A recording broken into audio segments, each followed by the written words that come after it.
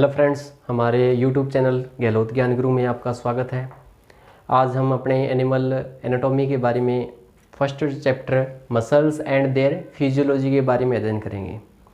तो एनाटॉमी के अंदर जो ये फर्स्ट पार्ट है ये वेरी इंपॉर्टेंट है और इसके अंदर जो एनिमल्स के स्ट्रक्चर की बात करें तो मसल्स होते हैं वो एनिमल्स का आवरण का निर्माण करते हैं। तो मसल्स क्या है? मसल्स मांसपेशियाँ होती है जिन्हें अपने पेशी ऊतक कहते हैं। क्वेश्चन आता है कि पेशी ऊतक क्या है? जिनके अंदर मूवमेंट होती है और एक विशेष प्रकार के टिश्यू से जिनका निर्माण होता है उन्हें क्या कहते हैं? पेशी ऊतक कहेंगे। गति करेंगे। एक सजीव वो सजीव होता है जो एक स्थान से दूसरे स्थान पर गमन कर सकता है। वो किसके द्वारा कर सकता है? पेशी के द्वारा।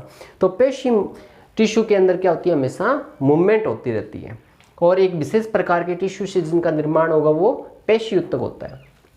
दूसरा एक वेरी इंपॉर्टेंट क्वेश्चन ये आता है कि पेशी ऊतक का निर्माण एम्ब्रो के अंदर किसके द्वारा होता है? क्योंकि जो ड्रम्स होते हैं वो तीन प्रकार के होते हैं, एक्टोड्रम, एंडोड्रम और मिजोड्रम। अब देखो, जो भ्रूण के अंदर जो पेशी ऊतक बनते हैं वो मिजोड्रम से होता है और 50% इसका निर्माण मिजोड्रम के द्वारा ही होता है। इसके बाद जो पेशी ऊतक होते हैं वो आपस में एक दूसरे बंडलनुमा शेप का निर्माण कर लेते हैं। बंडलनुमा शेप आपस में मिलकर मायोफाइब्रिल कहलाते हैं।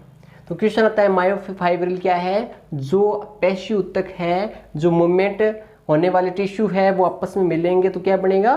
मायोफाइब्रिल का निर्माण होगा।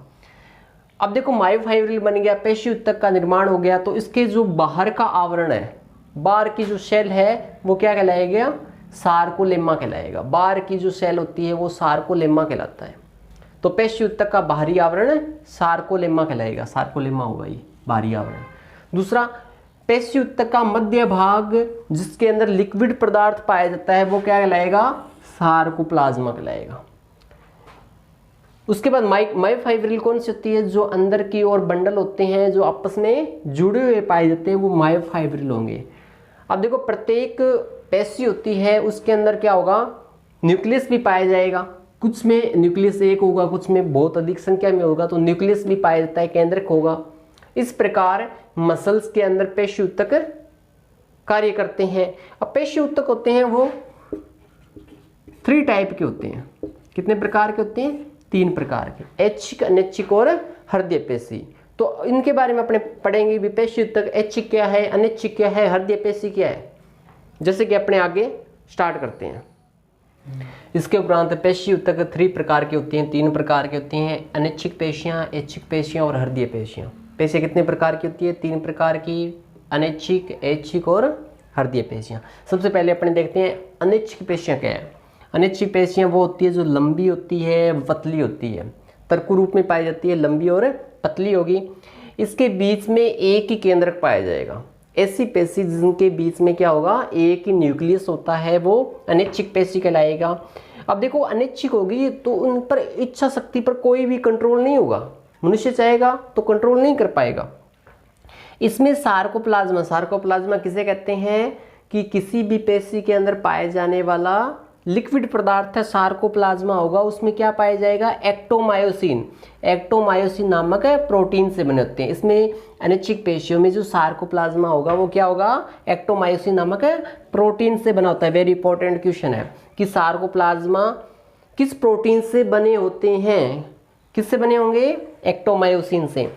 दूसरी चीज इसमें देखो, अनैच्छिक पेशियां होती है, इनमें कंकाल नहीं होता है। अनैच्छिक पेशियों में क्या होगा? कंकाल नहीं होगा, स्केलेटन नहीं पाया जाएगा, हड्डियां नहीं पाई जाएंगी।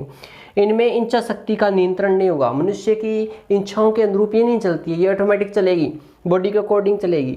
जैसे इसके एग्जांपल है आहार नाल और श्वास नली। अपनी जो श्वास नली होती है वो ऑटोमेटिक चलती रहती है और जब श्वास नली बंद हो जाती है व्यक्ति की डेथ हो जाती है। तो ये है अनैच्छिक पेशियां।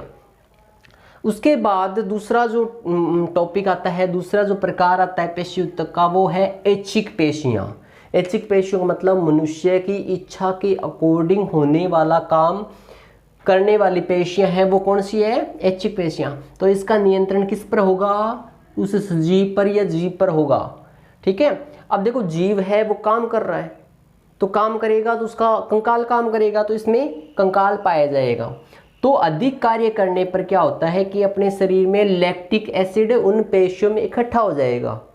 जिसके कारण व्यक्ति क्या हो जाएगा, थकान युक्त हो जाएगा, तो उसको आराम चाहिए।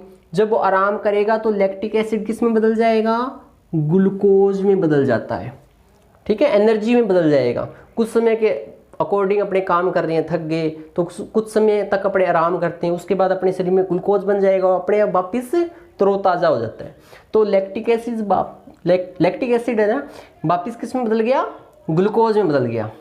और ऐच्छिक पेशियाँ हैं, इनमें कंकाल पाया जाता है। अनैच्छिक पेशियों में कंकाल नहीं होता है, जबकि ऐच्छिक पेशियों में कंकाल होता है। इसका एग्जाम्पल है जो जॉइंट्स होती हैं, उत्तक होते हैं, पेशियाँ होती है, वो सारे ऐच्छिक होते हैं।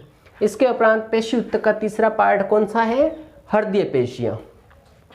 हृदय पेशियाँ होती है, उनका भी ऑटोमेटिक काम नहीं होगा, शरीर पर इच्छा पर कंट्रोल नहीं होगा, इसलिए से कौन सी पेशी कहते हैं, अनैच्छिक पेशी कहा जाता है। इसमें एक या एक से अधिक प्रकार के न्यूक्लियस या केंद्रक होते हैं। क्या होते हैं, एक या एक से अधिक प्रकार के न्यूक्लियस या केंद्रक होते हैं। इसके बाद ये कभी भी थकती नहीं है। इसमें ऊर्जा होता है वो माइटोकॉन्ड्रिया की संख्या के अकॉर्डिंग अधिक होगा।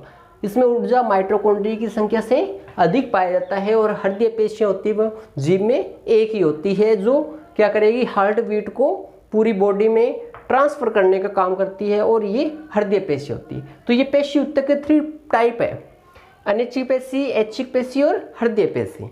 ये इच्छाओं के अकॉर्डिंग काम नहीं करती है, ये इच्छा के अकॉर्डिंग काम करेगी। और हृदय पेशी भी अनैच्छिक होती है, इच्छा के अकॉर्डिंग काम नहीं करती है।